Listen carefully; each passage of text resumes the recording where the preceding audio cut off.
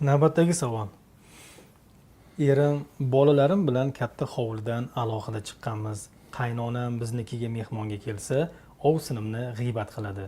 Men bu ishning xato, g'iybat ekanini, katta gunohlardan ekanini aytsam, o'zing ham sabr qila olmay alohida chiqding deb meni eshitmaydi. Aslida sizlarning alohida chiqishingizga ham rozi emasman deb qo'yadi.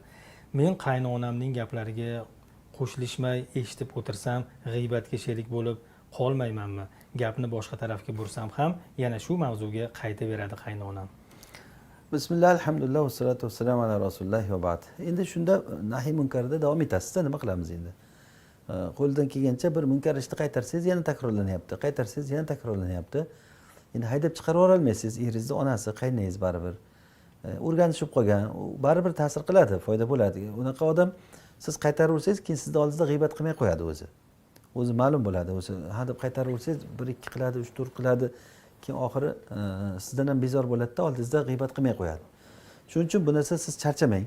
Hikmat bilan, mavizatul hasana bilan qachonchi g'iybatdan qilsa shuni ogohlantiraversangiz, qachon chiqsa bir yaxshilik bilan, hikmat bilan gapga bir hazil aralashtirib, yumshoqlik bilan hikoyalar aytib, o'shani to'g'rilashga harakat qilsangiz, Alloh taolo siz sababli shu bir kishini ham to'g'rilanishiga bir sabab bo'lib qolsa, ajab emas bu. Vallohu alam.